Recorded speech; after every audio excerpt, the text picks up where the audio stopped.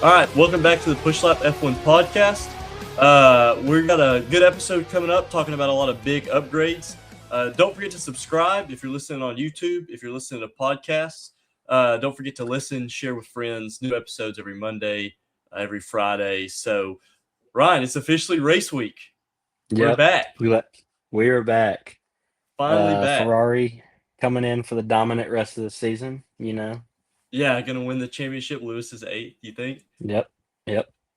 I'm pretty excited. I think that the Dutch GP may be one of the most important of the year. I think we'll talk about that probably Friday's episode a little bit, but we've got a lot of big upgrades coming for this GP, and so instead of doing a segment where we have a topic and then we do news, we're going to go straight into the news with all these upgrades. So I've done some research and got a good list of upgrades here to go over.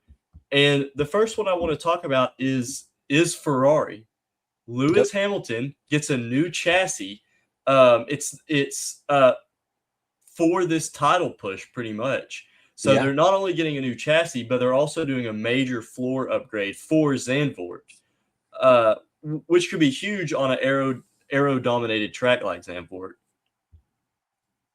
Yeah. They said that we are supposed to be exactly on par with with Mercedes now. Okay, just from this aero package too would be crazy. And then we know Yeah. they've got a new engine coming for Monza, which would be huge. So I read earlier that McLaren said that they found it inspiring how many upgrades Ferrari has brought this season. It's pretty impressive what they've been able to do to get that car into a competitive window. Yeah. I know Mercedes isn't happy about it. Toto was talking about how we were cheating because we were spending money, um, you know, being a sore loser about it. Yeah. Yeah, basically accusing him of going over the cost cap, which is kind of ridiculous Yeah. because that stuff is like they watch that stuff. So I think it's a little ridiculous. I do think we'll see Ferrari slow down with the upgrades, but we know Yeah. they have one here. We know that they have one for Monza, and then beyond that, we don't really know. Um, what do you think it's going to take for them to really be in the title push? Do you think that this upgrade could do it? Do you think it's going to take the engine, or do you think they need further upgrades from even that to truly be in this fight?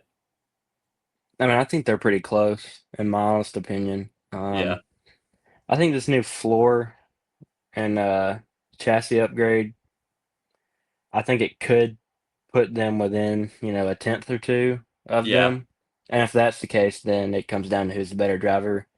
And I don't know, could be wrong, but I kind of have a feeling I might know who that is. yeah. Maybe the Um, 7-time world champion, possibly. yeah, Yeah.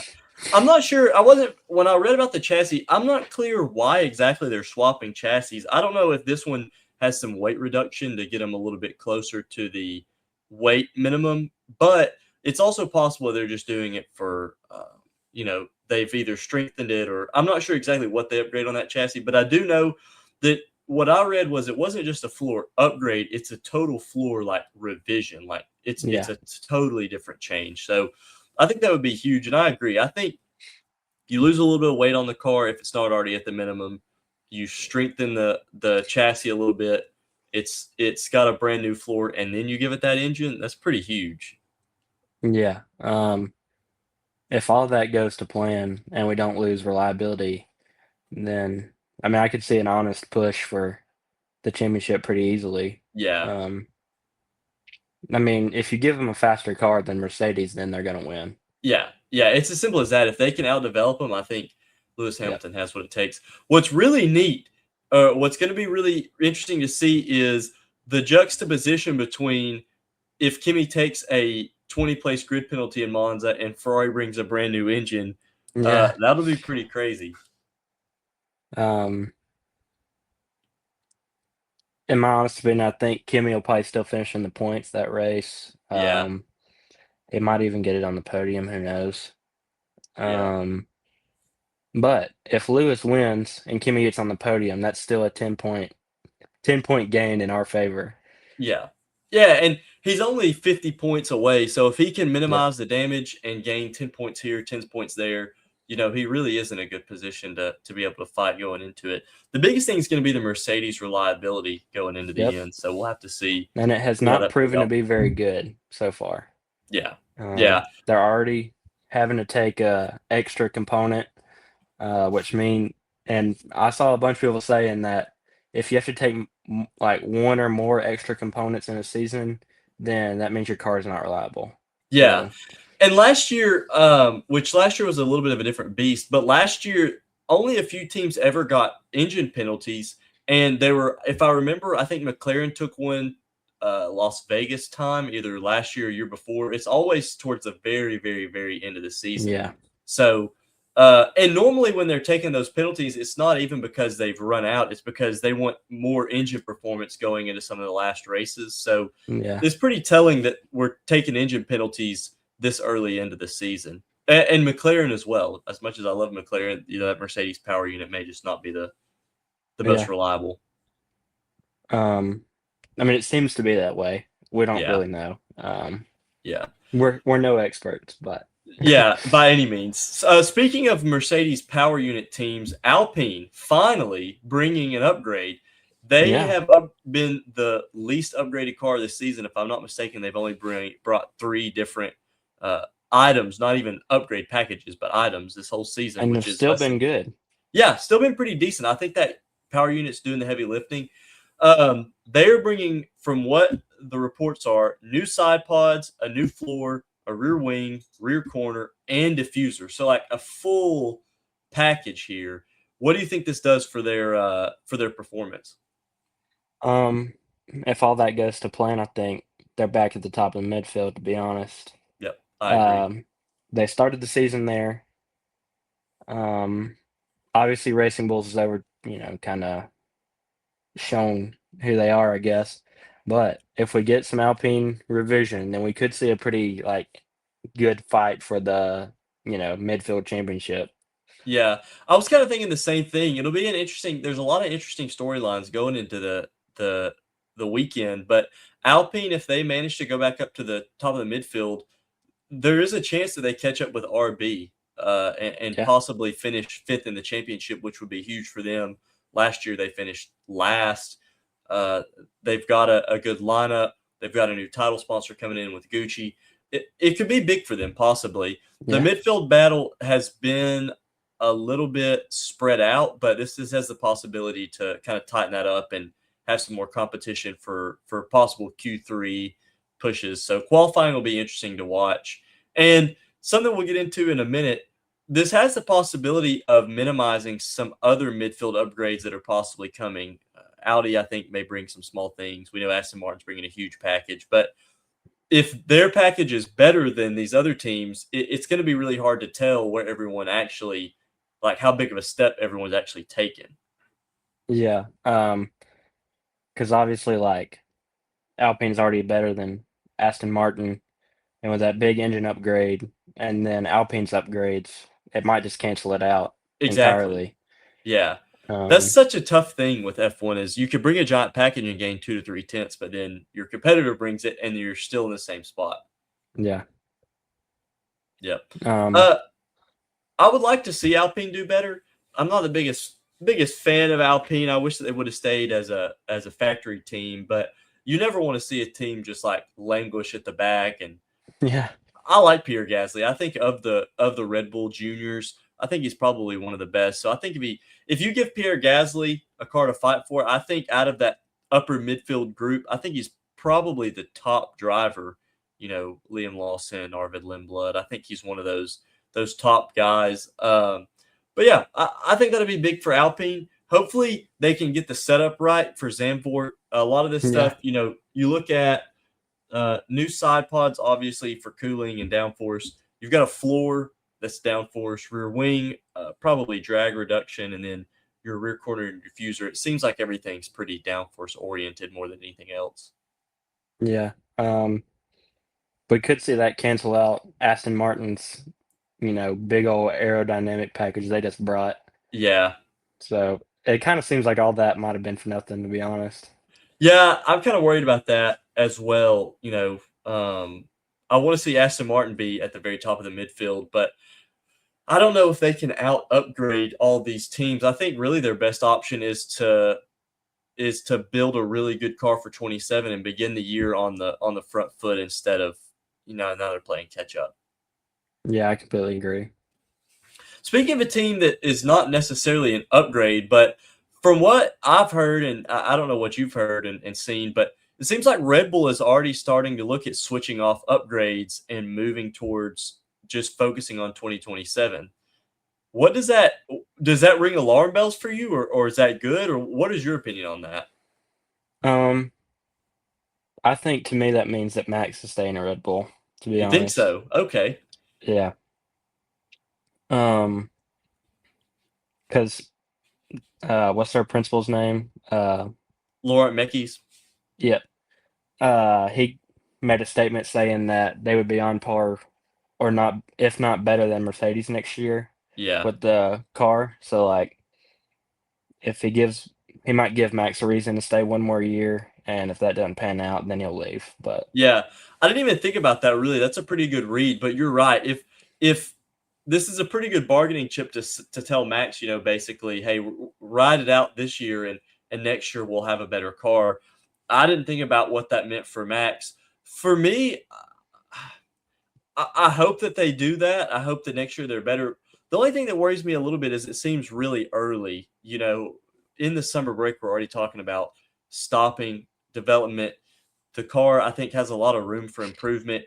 Obviously, with the Macarena wing, they haven't figured all that out, but hopefully, it pans out to be a good thing. I think they're the only front leading team that's looking at stopping development this early into the season, so it could pay dividends, but it could also be a mistake.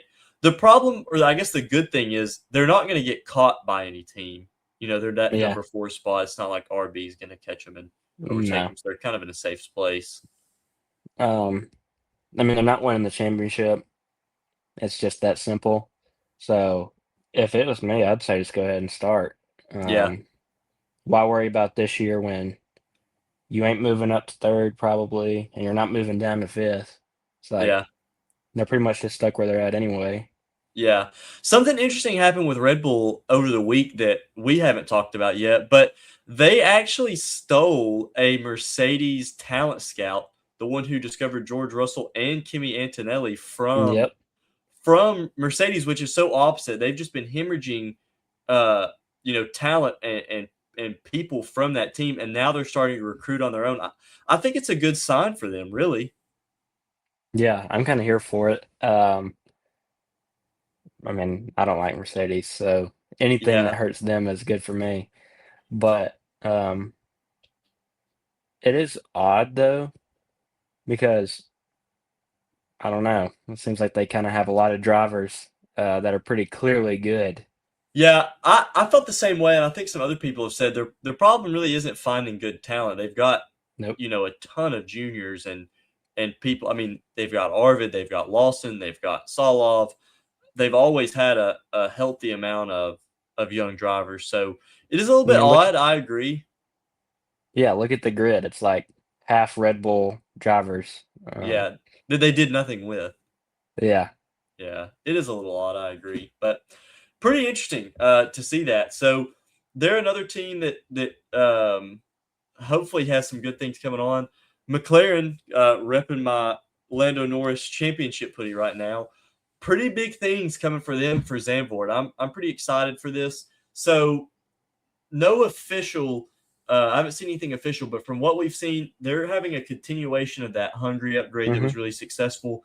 And I couldn't find any specifics on what that meant, but what I did see is it has to do with cornering load and braking. So my assumption is you're going to get some upgraded brake ducts, cooling, that kind of thing. And then as far as corner loading, I'm not sure if that's going to have to do with that barge board area or maybe that T tray, the front of the floor, or even if it's actual suspension components. You can't move the suspension like hookup locations where the mounts are, but you can change the wishbones and things like that. So I don't know if maybe it's more aerodynamic suspension components or what that means, but it's a continuation of that package, and we may see the Macarena wing come out full force and actually be used in a race, which would be pretty neat. Yeah, I'm pretty excited for McLaren, actually. Kind of crazy to say that, but as I've been sitting here thinking about it, if Lando Norris wins races, that means that Kimi does not win the races. Yeah, exactly. So that helps us out if McLaren's also doing good. Yeah, there's a big chance that McLaren takes points off of Mercedes and Ferrari can kind of get in there and sneak in. What would be ideal for Ferrari is if they take the races where they're the strongest and Mercedes and McLaren are not, and then McLaren takes the races where that Mercedes power unit is stronger, Yeah, that really would kind of change the way that the title looks going into the rest yeah, of the season. and if we can get a Lewis win and a Lando second, then that just cuts that gap down even more. So Yeah. I think it's very possible. I don't even think that that's crazy to think about. And something that I think we should do a full video on maybe Friday is, like I said, this Dutch GP is going to be so huge because it really sets the tone for the rest of the season with Ferrari, Mercedes, and McLaren and where they stack up. And I think we'll know pretty well if Mercedes comes out and dominates, we might be in trouble for the rest of the season. But yeah, if it's a competitive race, we may have a title challenge on our hands. and don't forget Max. Yeah. Big weekend for him. Yeah, last home race possibly ever. Yep. Zandvoort leaving the calendar after this season. So, yeah, do you like the Zandvoort track? Are you sad to see it go, or is it kind of just I whatever? mean, I like it, but like I think there's a couple better options out there. Yeah, I think out Um, of 10, it's probably like a 6. yeah. I mean, I think Hockenheim would be a good replacement, or you know, there's a few. Yeah. Though, how do you feel about? Would you rather have Zandvoort or the Madrid after driving it on the F1 game? We took a couple laps around it the other night. I don't know. My drink's pretty tough. I kind of like it though. Yeah, it's a unique track for sure. Yeah, nothing I've ever seen before. No. Because I feel like a lot of the tracks you're like, oh, this reminds me of another track, but this one not the case at all. No. What's interesting about Madrid is it does have the banked corners kind of like Zandvoort. So, That is true. yeah, I do like Zandvoort for those banked corners. They always have that like gyro cam, as they go Yeah, through. That's pretty neat. So, I'm sad to see it go, but it's never been my favorite track. Overtaking is a little bit tough, and I think these yeah. cars have just kind of outgrown it. But with these new smaller cars, it'll be interesting to see. And if I'm not mistaken, Zandvoort holds the record for most overtakes in a single race. I I think think so. that was 24 in the rain, so maybe we'll get a bunch of overtakes. Maybe we'll get a bunch of rain. Yeah, maybe it will rain. I haven't looked at the weather, but we have yet to have a true wet race this season. If it rains, Max is winning by 10 seconds. Yeah, doesn't matter if he Go starts ahead in and the pit lane. mark my words. Yeah.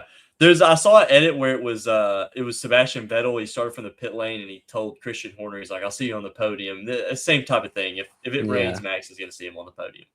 even better. Yeah.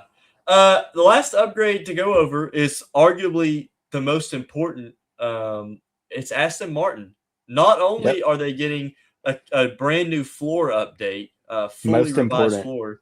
Yeah, the Honda engine. It's huge. It's true. That's true. But I don't know.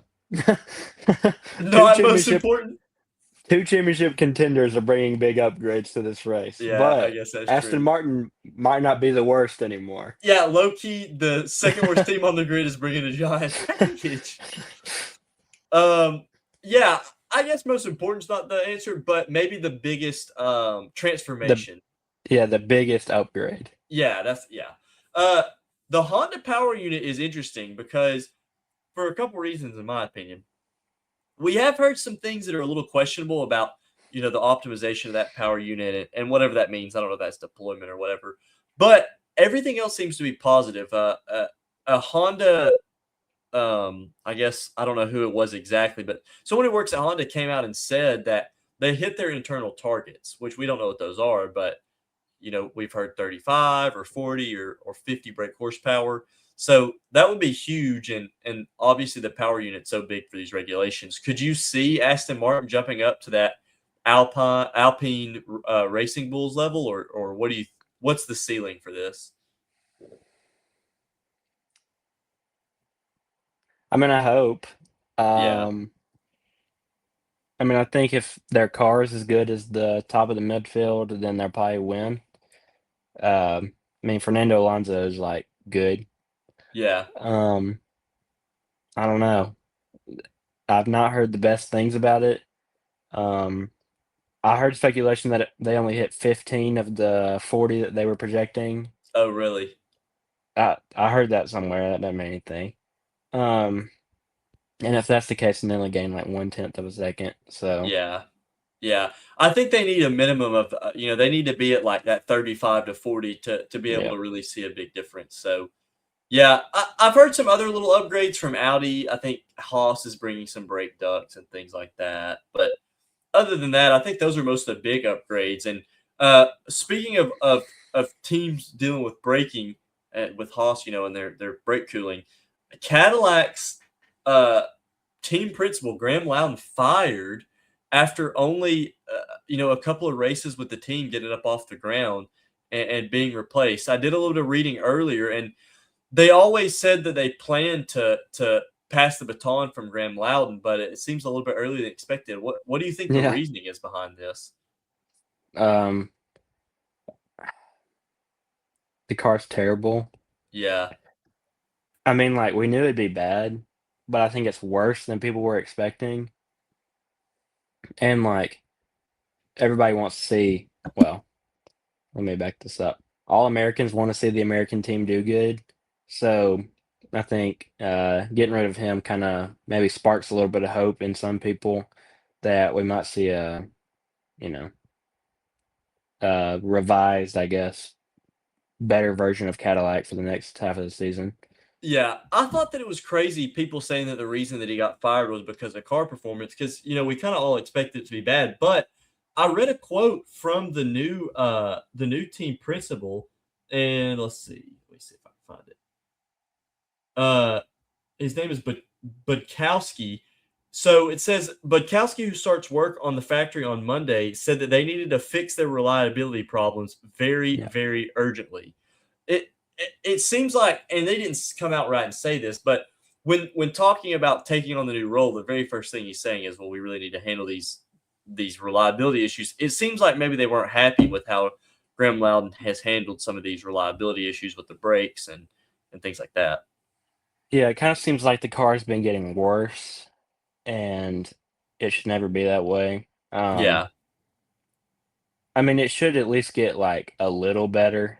yeah, It doesn't have to like have like major improvement, but it's like the car is getting like much worse, like breaking down earlier than expected. yeah. And like, I mean, Checo's trying to wheel that thing, you know, to the points, and he can't even get past lap 10. So, Yeah, yeah, I agree. It seems like the last few races have been worse on the reliability side than even at the beginning of the year, which is kind of crazy. That we're halfway into a season, obviously their first season, but we're degrading rather yeah, than than going forward. So I hate to see it. I don't think it's alarm bells just yet for that Cadillac team, but I will say they brought the second most amount of upgrades and have the least amount to show for it. So I think that it's make or break this season. How they handle the rest of the year and going into next season, I think will be very telling. yeah. I mean, I just hope we can see some, some points. Yeah. It'd be cool. Yeah, I hope they would too. I think their only chance would be, uh, well, I don't even know.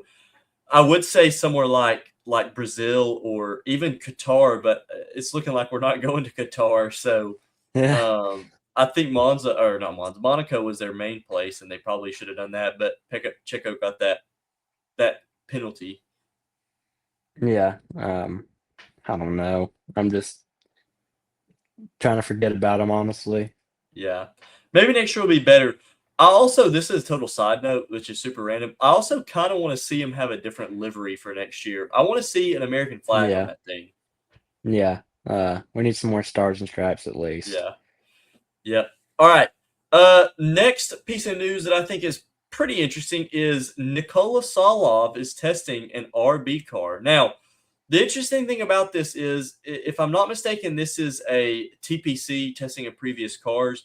So he's not testing the current car; he's testing last year's car, which is a totally different generation of car. But I'm sure that we'll get some news on how quick he goes and that sort of thing. But it definitely shows that the writing is on the wall for one of the two RB drivers. That he's going to be in a racing bull next year. So I'm really interested to see how they handle that and how he does in an F1 car. But I think it's safe to say he's probably going to do pretty well. Yeah, and since last year's cars were faster, I kind of think like if he sets some better lap times than like anybody but Max, because he's not Yeah. beating Max. But it's like if he does better than them, oh yeah, it's game on. Yeah, and they've got a direct comparison in that car with Lawson, running that Yeah, that car and Hadjar for that matter. So depending on where they run and what tires or what they do, I think they'll get a pretty good, reasonable idea of how good Solov, can be in an F1 car. So that's definitely an interesting thing to come out. I'll be interested to see kind of how that goes, and I hope that he makes it into the sport. I mean, he's going to at this point, but I hope that he makes it in next season. yeah. Um, did F2 get the new battery thing? I'm not sure. Because if they didn't, that might be why they're testing him in the old car. Okay, yeah, I'm not sure. I don't keep up with F2 enough to know what their cars are like this year. So yeah, I'm Yeah, not really sure. But um, I will say I think I've been thinking about it. I think I'm gonna buy some Soloff cards if he makes it into the grid next year to try to get some good rookie cards. I think it's a good idea. yeah, might as well. Well, I mean, we'll see on Card Corner like later. The card I sent you is like ridiculous. Absolutely absurd. Yeah, it's Yeah, crazy. The last thing I want to talk about is now this I find this extremely hard to believe, but Mohammed bin Sulayem has come out and said that the V8 engine regulations will have zero electrification. What yep, do you think that's even possible, or is he just yep. flapping his gums? I think that I'm gonna hold off my actual internal thought there, but I think that would be awesome for the sport if that was the Yeah. case. Yeah, and not Um, only just a V8, but a naturally aspirated V8. No turbo, no nothing, just straight up V8. yep. Uh, I think Alonso and Hamilton might be waiting outside his door if there is electric power. Yeah. Um, I mean, those two both have dominated in V8s. So, I mean, I think, call me crazy, but if Alonso is still around somehow, I don't know. He might be pretty good. Yeah, I agree. I'm not sure exactly when the last time we had a non-electrified V8 was, but it would have been something like 2009, I think. Because I think in 2010, and I could be wrong here, but still in the 2010s they had electrification in like the KERS system. So we're Yeah. talking it's been almost 20 years since we've had zero electrification by the point we get these engines. It'll be pretty impressive to see how different it is.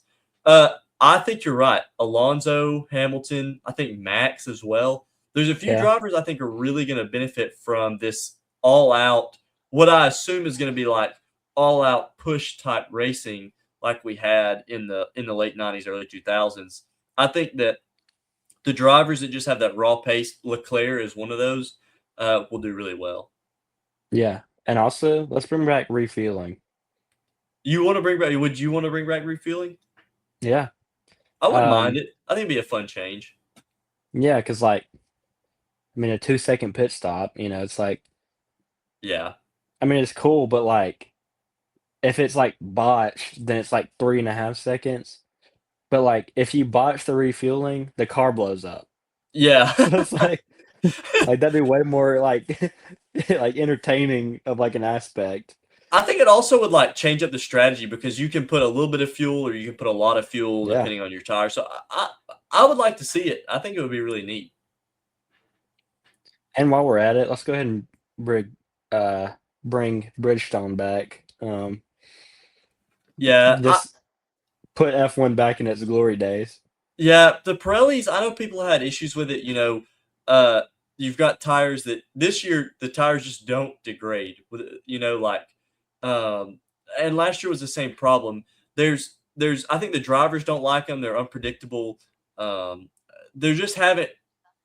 I don't know. I guess it depends on how you feel about it. But I've heard a lot of complaints from other. I think the race and late breaking have complained a lot Yeah. about these Pirellis, about how it just doesn't allow for tire strategy differences. I think we've seen them this year a little more, but I don't think it's the tires. I think it's more to do with a new set of regulations.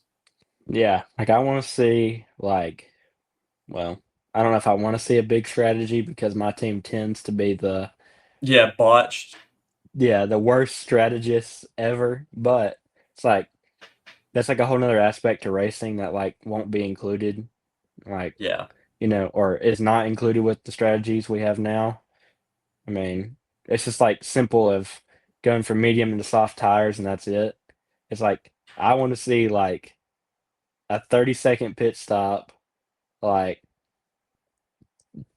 two different tire compounds on the front and the back of the car. Like I want to see yeah, all that stuff. yeah. I think it would be really good for the sport. So, yeah, that's most of the news, and we'll move over to Card Corner.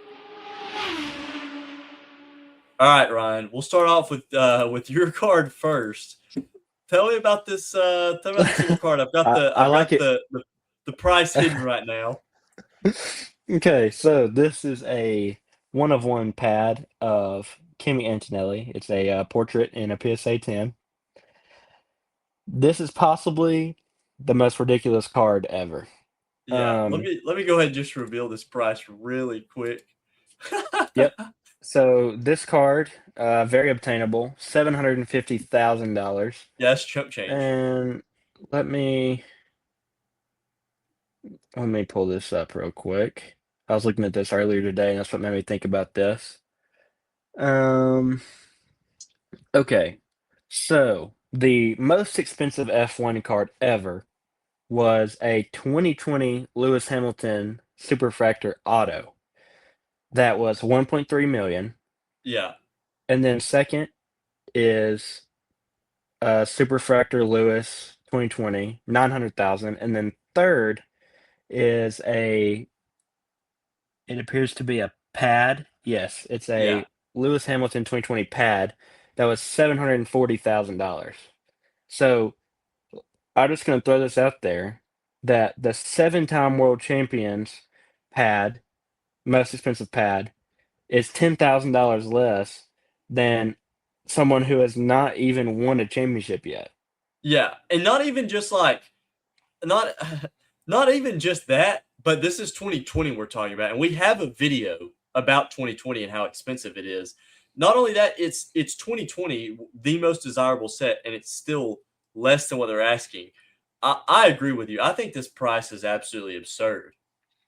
I think it needs to be, you know, a third of what it is. That's what I was gonna say. I think this is a $300,000 to $400,000 card, in my opinion. Yeah. It might even be less than that. I mean, we really have to consider the guy has not won the championship yet. Yeah, we're kind of getting crazy with it because if he loses the championship, this card is worth. I mean, I don't even know. It'd be like Oscar Piastri. Oscar Piastri's market right now is like Alonso's, and a couple months ago it was almost where Kimmy's is at. Yeah. Um, the GOAT of the sport is worth less than a rookie of someone who has not done anything yet.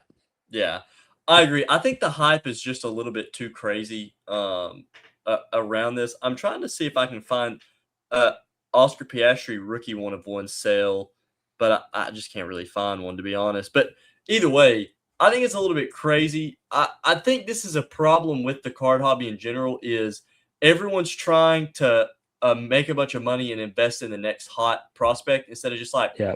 buy the cars that you like and don't try to make the money off of a driver you don't care about or Yeah. Or if you're going to invest to resell, buy someone who's done something. exactly. Yeah, and Max, Lewis. I remember last year P1 Castle talking about that they were thinking about selling off a lot of their Piastri to buy Lewis. And looking back on that now, that was probably the best decision that anyone could have ever made. Yeah. Um, it says on here that top 25 most expensive F1 cards that have ever been sold is three drivers: Max, Lewis, and Kimi. Yeah, which just feels wrong to me. You know, like it should be, in my opinion, it should be Leclerc, or maybe even someone like Alonso or something like that. I don't know, but there's a Leclerc actually chance. does sneak in here once. Okay, yeah, it's his 2020 Superfractor, I think, right? Yeah, 264,000. Yeah. I missed that So one.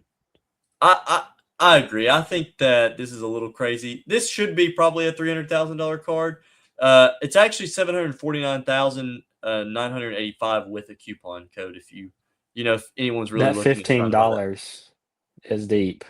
What I find really interesting is someone has an active offer. Now, there's a chance that it's a total lowball, but there's also a chance that someone has a genuine offer in on this card right now. So that would be pretty crazy to kind of see what that offer is. So, all right, I'm gonna swap over to my card. Let's see, share this tab instead. We've got a Fernando Alonso Helix insert, which is a really interesting card. I'm a big Fernando Alonso collector, but I didn't like this card originally, but I do now. I really like the colors. I really like the look of it, and it's an extremely rare card. So it's about 1 in 700 or 1 in 900, depending on what kind of box you pull it out of. So it's really neat. I'm excited to. I'm going to bid on this right now. If we look at the bids here, right now it's at $34. It goes off Tuesday. If this thing goes for under $100, I may try to bid on it. I wasn't on the hype train, but Ryan kind of convinced me of these Helix cards, and now I love them.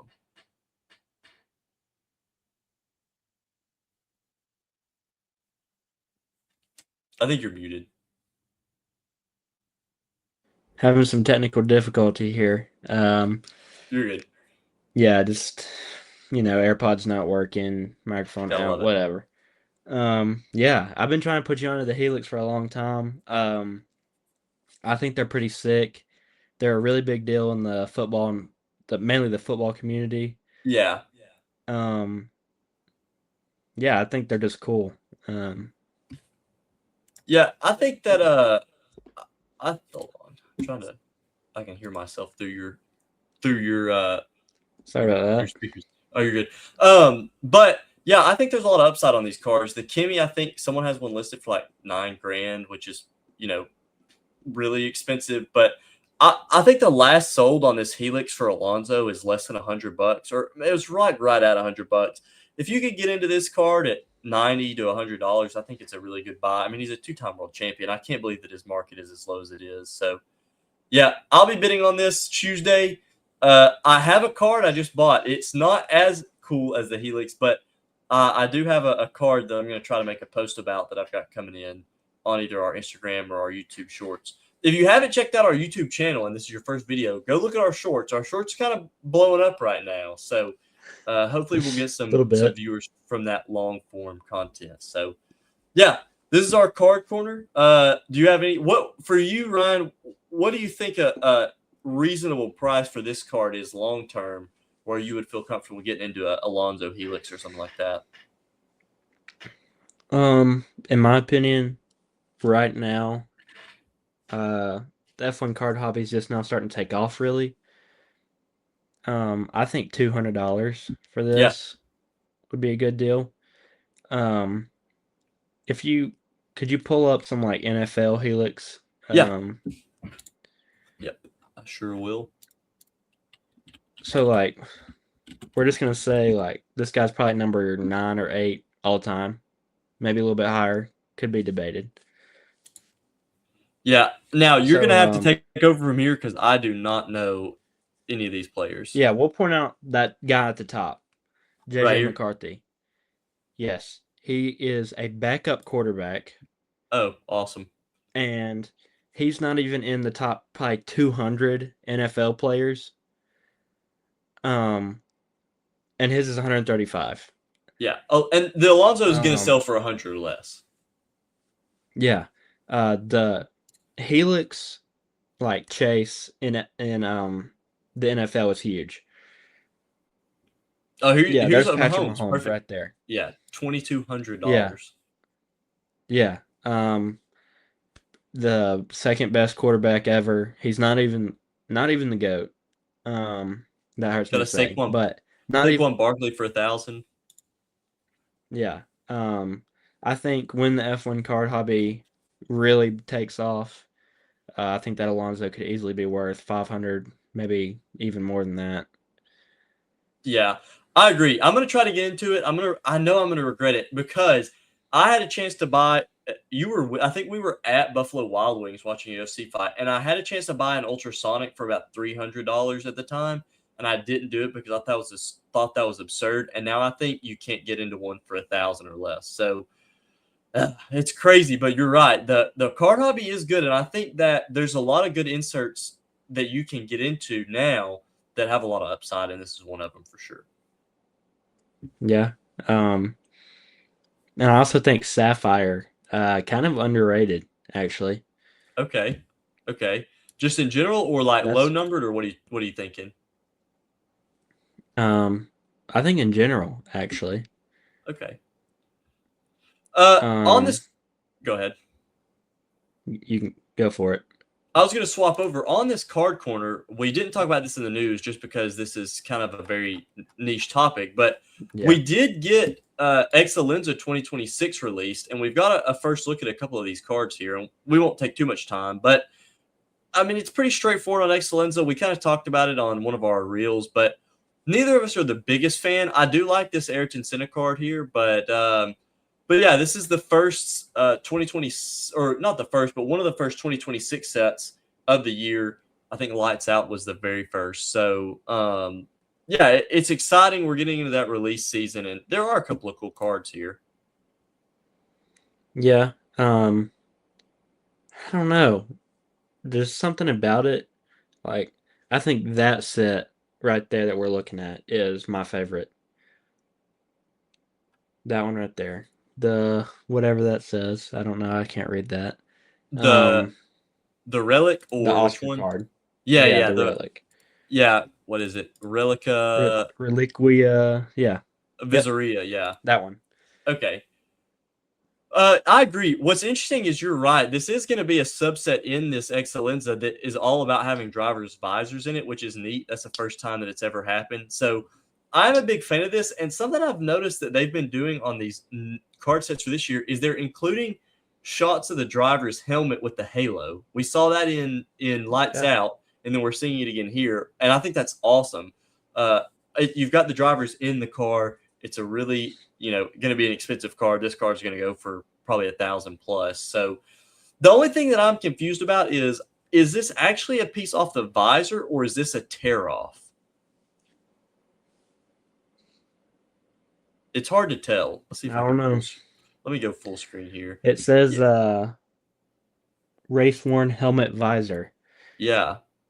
That's really interesting because it says Topps Authentic Race Worn Helmet Visor. So I guess it is actually a piece off of the visor itself, not just the tear off. Yeah. Um, pretty neat. Yeah. I think this and that autograph maybe are two of the only things that I really would care. I mean, obviously this is Alonso autograph I'd love to have, but those are probably Yeah. the two best looking cards that I've seen so far. Yeah. I don't know. Something about these Excellenza cards, like in person, they just kind of look a little cheap to me. Yeah, let me. Um, I've got one here. Let me pull it out really quick. I've got a number match Oscar, and I kind of agree with you on it. I do like this Excellenza card because obviously it is a number match, which is really neat. But all right, let's see if I can even get a good look at this. So yeah, this is Excellenza from 2024. This is the Machina de Corsa card, which is yep. so yeah, it's just if you look at the card in person, and we can post a picture of this on our social media, there's no real like reflection or refractor or pattern. It's a thick cardboard stock card. It's numbered, but that's it. There's no pattern. There's nothing that's eye catching. It's just It's just, I mean, it looks like a Paddock Pass card almost. I know that sounds crazy, but like it kind of does. Yeah, I definitely agree with that. I like my cards to be shiny. Um, Especially if I was going to get out of 5, like autograph card. Yeah, Um, I want that thing to be red, like exactly. really red. Yeah, you can kind of see here, but Yeah, nothing shiny there. there's nothing going on here. As I'll pull out a Sapphire card here, as compared to like you talk about, Sapphire's super underrated. Let's see if I can pull it out here. I've got a. Let's see.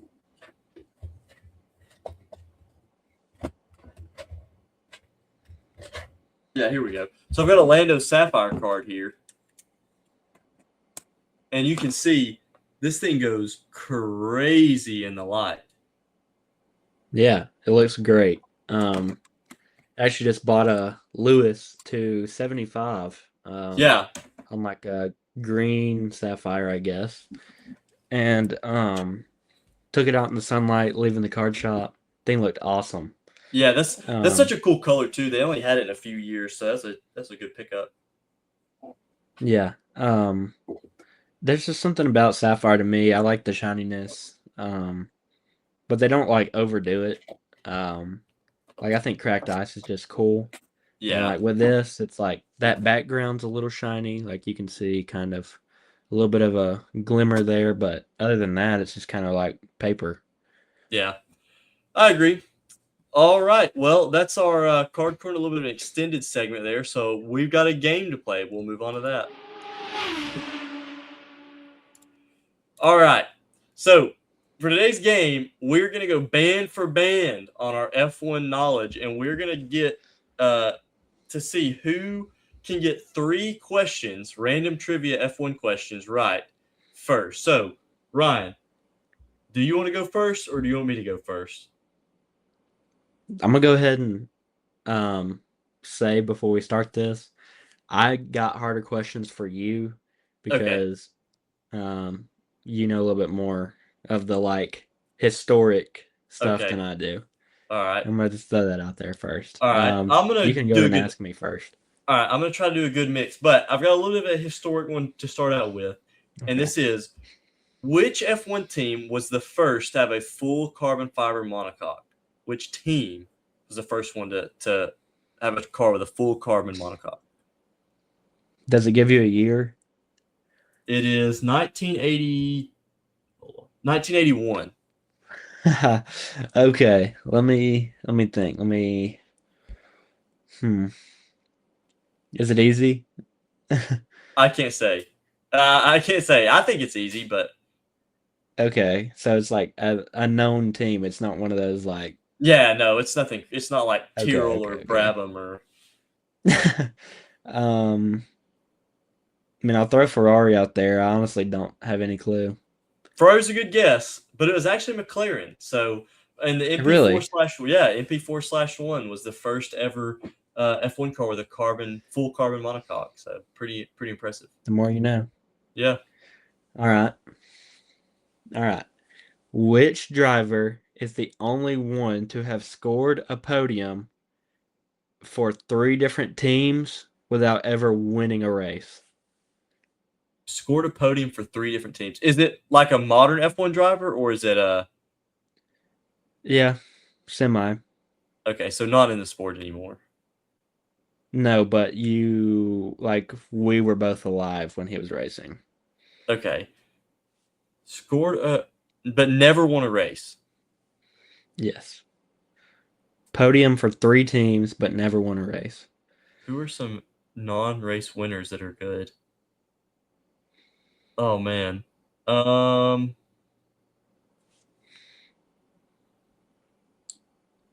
This is gonna be crazy, but is it Robert Kubica?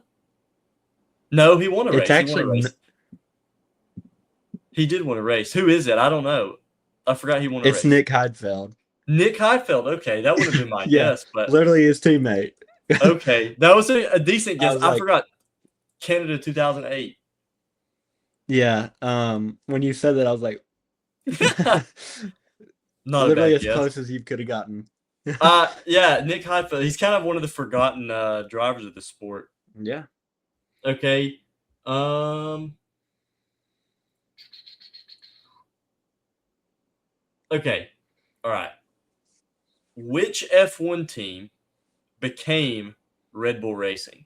So, what was Red Bull Racing before it became Red Bull? What team did they buy?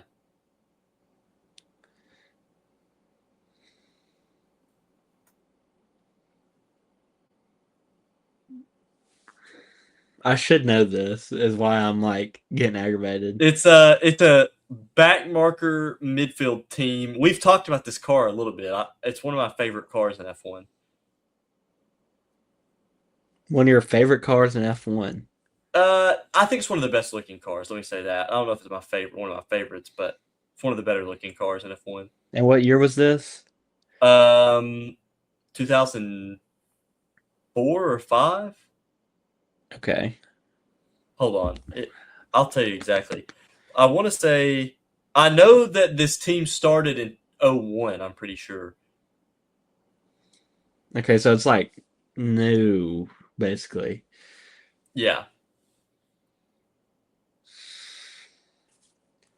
I'm trying to think. Because, like, God, that's Uh, tough. yeah, 2000 2004.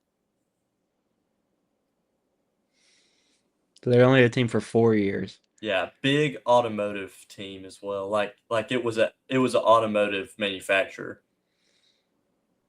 Jeremy Clarkson may or may not have a popular meme about this team. The first one that pops in my head is Dacia, because I know It's that's not right, it's because not that's the Dacia. Sandero. It's not Um, Dacia. Bro, you got this. You know it. was it just BMW?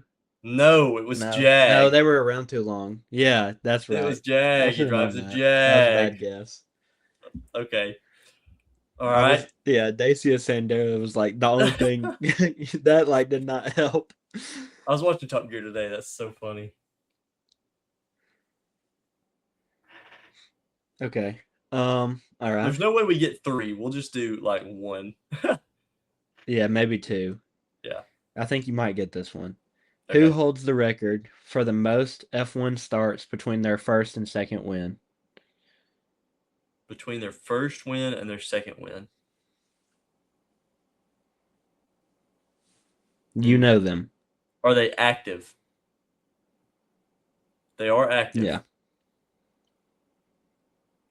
Is it a like midfield driver? I'm not going to tell you that. Longest between the first and second win. I will say that he has more than two wins also. Okay. Is it Sergio Perez? It is, yeah. Oh, let's go. Let's go. Okay. All right. Heck yeah. 190 starts. That's insane. So that would be his That's first a win lot. was what? 20. No. I don't even know what his first win would have been. I don't either. All right. Um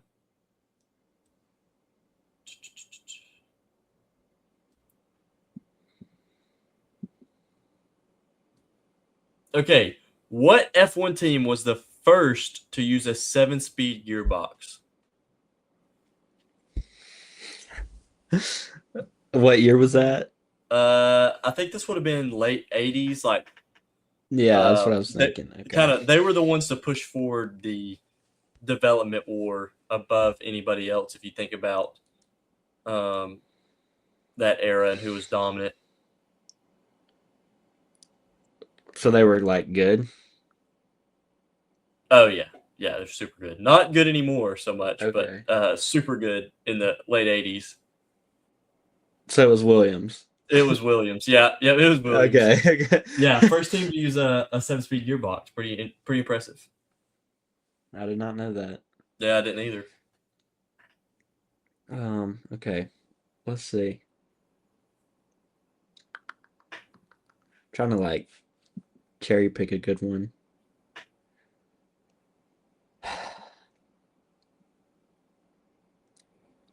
Um. Okay. Who was the first driver to win for a team using a Renault engine? A Renault engine. The first driver to win using a Renault engine. What era was this? Yes, Like, that's was this before 2000? Is it someone super random? Would it have been Ayrton Senna, Lotus Renault? no. Who was it? Michael Schumacher, actually. Oh, okay. Oh, was that with Benetton, I guess? Yeah. Okay. All right. That Yeah, was that makes that more was kind of sense. a trick question. Yeah. Yeah, that I makes was like, sense. you said random, and I was like, Maybe not the random one. Maybe it's one of the yeah. goats. All right, you have a chance to win it here. Okay. All right. So, um, let's see. I'm trying to pick a good one that's right down the middle. It's not some question about Ricardo Patrese.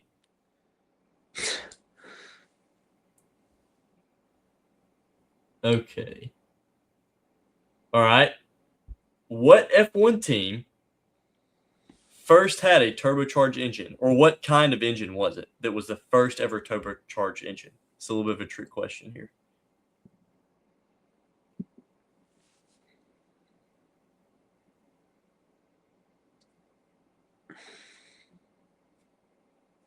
Wait, so how long ago was that?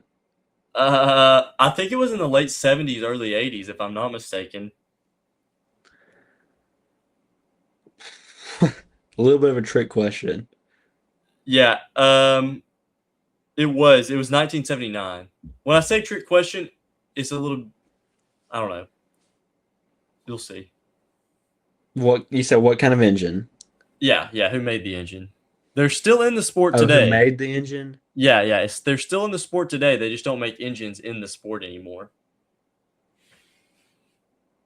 I mean, I would guess McLaren. Mm. Renault, actually.